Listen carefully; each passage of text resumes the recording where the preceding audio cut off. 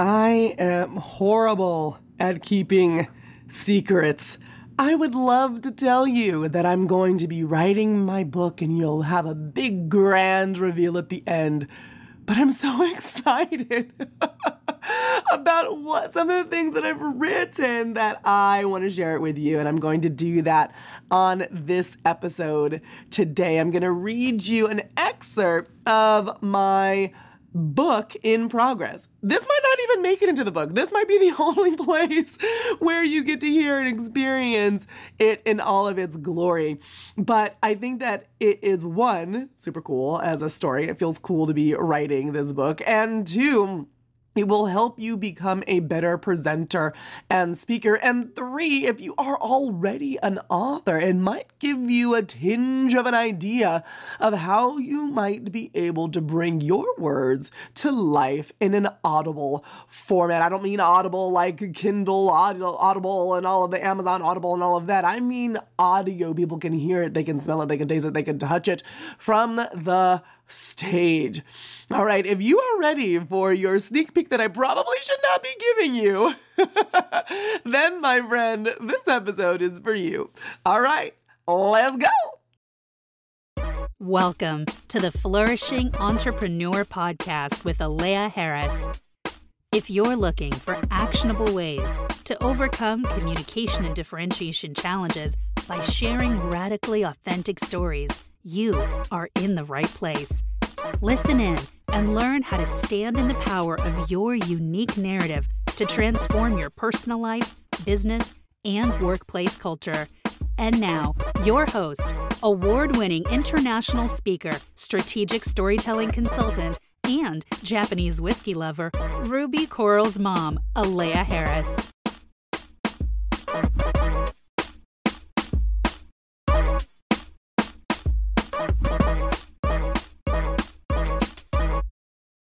Resentment is like drinking poison and waiting for the other person to die. That is by St. Augustine. Forgiveness is the antidote. You can't help people into better versions of themselves from the stage if you are sick. I walked in and there she was, hanging. I almost fell backward. I had seen her many times before, but I knew seeing her now meant my night would be much more difficult than I previously thought. I was about to go deep.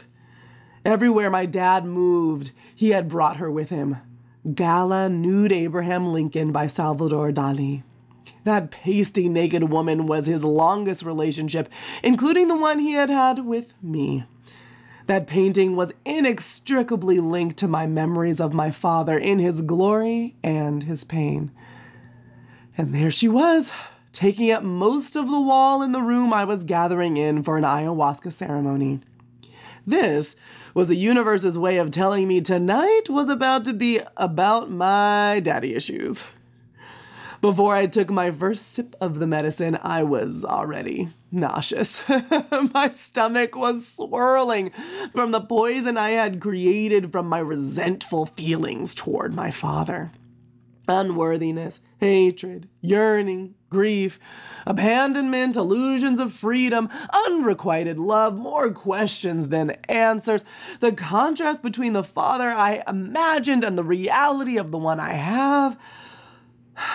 It was a potent brew. Soon after the ceremony started, I found the little girl inside of me sitting in a familiar living room alone. No furniture, only darkness and sadness. I knew I was in one of my father's many homes in which he promised love and only provided further rejection. I heard the spirit of ayahuasca say, "What do you know for sure?" My response was, "He's never coming to get me." Little Aleya had been sitting in that room for years, waiting for the father of her dreams to magically appear, swoop her in his arms, and tell her that he saw her, that she was worthy and perfect, and that he would put her first. It was at that moment, I realized he wasn't coming, and it was up to me to get up off the floor and leave that room. Big Aleya abruptly stood up, and my whole body cried. It cried away the poison as little Aleya bravely stood up on her small but strong legs, found the exit, and walked away from her prison, never to return. I cried so hard I began to convulse. Under the surrealist gaze of Abraham Lincoln and Gala's indifferent back, my husband held me as I purged with tears until I found myself in a healing sleep. That was the beginning of my forgiveness journey. To keep from re-injuring myself with resentment, I began to practice daily the forgiveness and light expedition I will show you later in this chapter. The more forgiveness I employed, the lighter I felt. My creativity opened, my self-esteem increased.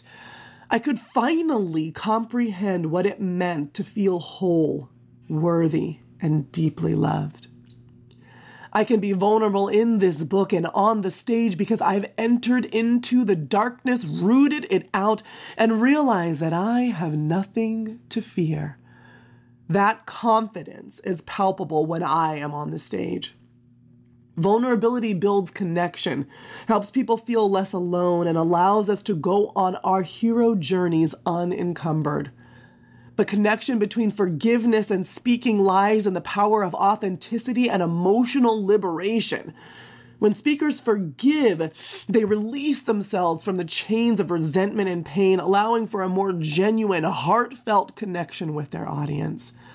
A speaker who has embraced forgiveness emanates a sense of peace and openness, inviting the audience into a space of trust and vulnerability. The Essence Expedition starts off with the person who is often the hardest to forgive: ourselves. It is usually our judgments of our actions, reactions, relationships, and environment that cause the most damage. As you move through this forgiveness journey, be sure to give yourself grace. Remember, you are divine. The Essence Expedition is forgiveness and light. Most of us feel like we have to do it, know it, and control it to be safe. We blame others for our circumstances and then grow resentful because they don't do what we want. Remember, you are an asset. When you squander yourself through resentment, you stay misaligned with your higher self. When you use the fullness of your talents to serve, money and opportunities will come to you more readily. Allow room for vulnerability and accountability because that is where upward movement and change happen. Plant your seeds in fertile ground and trust them to grow. To release yourself from resentment, I recommend doing the following Essence Expedition, at least weekly. First, choose your favorite candle, one that you could be close to the smell of for at least 15 minutes. Second, light the candle and place it on the desk or table in front of you. Third, ask for the light, the highest, purest form of light to surround, fill, and protect you for the highest good. Fourth, speak forgiveness into the candle. Start with, I forgive myself for judging myself. Afterward, you may say things like, I forgive my father, and I forgive myself for judging my father. You could also say, I forgive my body, and I forgive myself for judging my body. Say out loud everything that comes to mind, especially the things you aren't supposed to say. This is your time to release. Fifth, when you feel complete, end by saying, I forgive myself for forgetting that I am divine. And finally, the sixth step is to close your eyes and sit in stillness for a moment. You should feel like a weight has been lifted. Revel in the peace. Forgiveness is the antidote for personal liberation and is a vital tool for impactful speaking. In embracing forgiveness, we unlock a profound transformation within ourselves and our ability to connect deeply with others, especially as speakers. The essence of compelling communication lies in our ability to forgive and shed the burdens that mute our authentic voices. Embracing forgiveness allows speakers to connect more deeply, share more openly, and inspire more profoundly, transforming both the speaker and the listener in the process.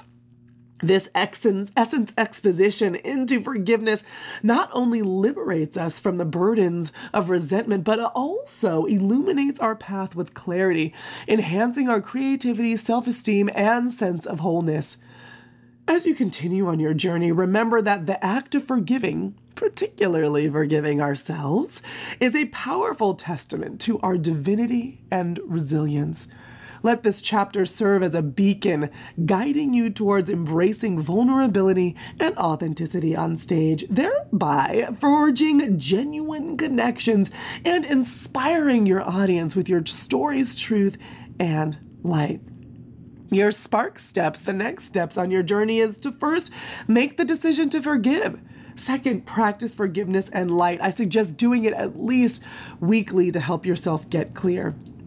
If you need support with any of the Essence expeditions in my book, which you will soon read, or in this chapter, you can email spark@aleyaharris.com with what you need, and my team and I will be there for you. Some journal prompts to help you on your journey are: who do I need to forgive, and what for? How would I go about my life differently if I walked in forgiveness and carried no resentment? How would forging and forgiving make me a better speaker?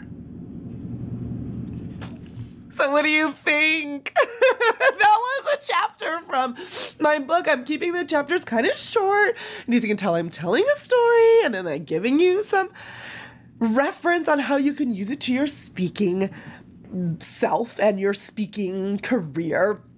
But I'd love to know what you think. Send me an email, aleya@aleyaharris.com. You can also just contact me at aleyaharris.com on Instagram, or look me up on LinkedIn. I'd love to know what your thoughts are of that chapter. Also, I kind of want to know what your thoughts are about forgiveness. I was speaking at a conference. I'm not going to name the conference, but I got the feedback from the conference, and it took me aback because it was very, how do I put this nicely? It was very contrary, I guess, to some of the feedback that I normally get. The majority of the feedback was great. It was wonderful. I have no complaints. I am very pleased and honored for everybody in the room, but some of the feedback was very interesting. It said things like, I was very disappointed in this session. This had nothing to do with motivating teams. If other people aren't giving presentations on their religious view, why was this lady allowed to present on her Mother Earth / self-worshiping views? Interesting, right? This kind of begs the question about me and my book in total of, one, this is obviously not for this person. I'm not her cup of tea. But two, do people really see the connection between diving into yourself and how you perform as a human being in the world, how you perform as a human being on stage, how you perform as a human being, as a leader, as a business owner, as a corporate executive? Do you get it? Do you get the connection? I'd love to know your feedback. Because there's other feedback that I got, that the energy healing chant was very powerful. I physically felt it in my body. Great content presented in a new and different way.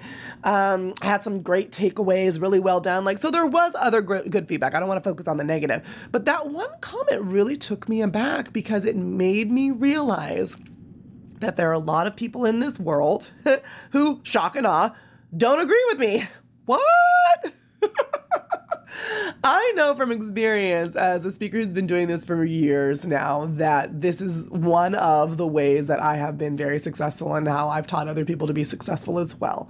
But I'd love to know your thoughts. So please do share them with me. How do you approach operating in the world. If you don't come from an inside out perspective, how do you approach it and what's been effective for you? I'd love to hear from you.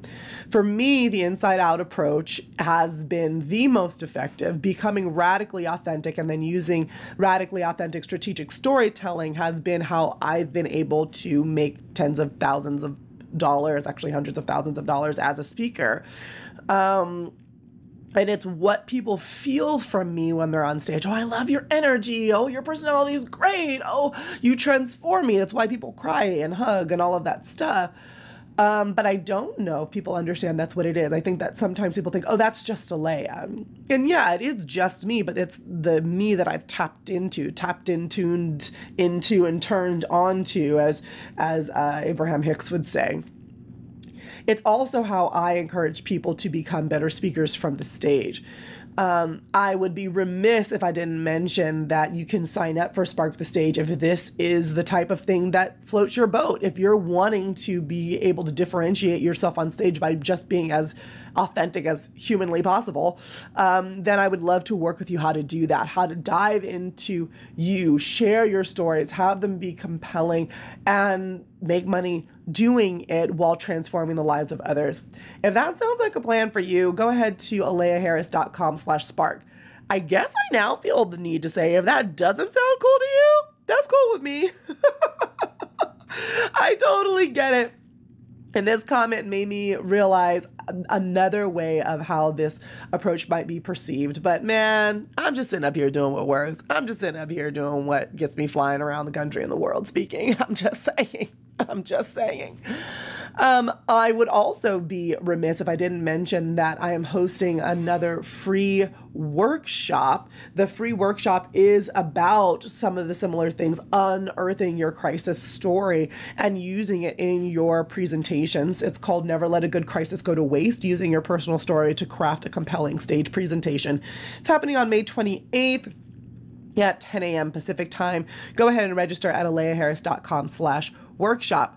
This is the second time I've held this workshop, and again, it's a free workshop, so if you join and you don't like it, then you didn't waste any money. But if you join and you love it, it could be transformational, like a lot of people have said, and the reason why I'm holding it again is because people really liked it the first time. It got people to really realize that their stories are valuable, they're worth telling, and that they can help other people, which is the ultimate goal, right, of being of the highest service to others and to yourself. So go ahead and register for that free workshop at aleyaharris.com/workshop. I feel like I've given you like a lot of things to do in this episode, and it's going to be a quick episode, but I really am genuinely curious about your thoughts. I also want you to be curious about, if you were not going to approach being on stage or presenting yourself in a visible manner the way that I teach, which is from a radically authentic perspective that builds connection, then how would you do it? And what might be the pitfalls and drawbacks of that as well? Because everything has pros and cons. The biggest, I guess, con of my approach is that it does require people to become vulnerable and courageous. And being vulnerable is not easy. This chapter that I read to you in this episode was the one that, if you follow me on social, I was riding on the airplane and I started crying next to that poor teenage boy who just wanted to get out of his middle seat to go to the bathroom. And he's like, oh my God, the lady in the aisle is crying. What do I do? So it does require vulnerability, either on airplanes, off airplanes, sharing it with you here on my podcast, printing it inside of the book.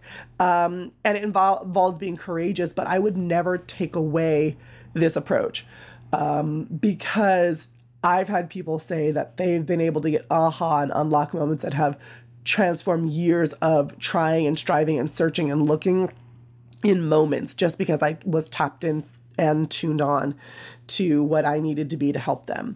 So if, again, this approach sounds like how you want to speak, it's not cookie cutter. I do have frameworks. I have storytelling frameworks. I have ways to structure your presentation. I have ways to structure your stories using frameworks, but I don't have a framework for you. You are the magical ingredient. So if this sounds like you, go to aleyaharris.com/spark and sign up for Spark the Stage. All right. Like I said, this is going to be a quick episode. I can't wait to hear what you think about the chapter, because I don't think I'm supposed to share it with you. Like, I don't know how to write a book. Let's just put that out there. Like, I don't really know what I'm doing. I don't know how to market a book. I just was excited. I wanted to share with you because the book writing process is going a lot slower. And I'm hoping that this will keep me motivated sharing with you and hearing what you think. Okay, I'm going to go now. I love you so much. I thank you so much for listening to me. I'm sending you lots of love, light, and abundance from me, Aleya Harris, here on the Flourishing Entrepreneur Podcast. Until next time, talk to you soon. Bye. Thank you for listening to this episode of the Flourishing Entrepreneur Podcast with Aleya Harris.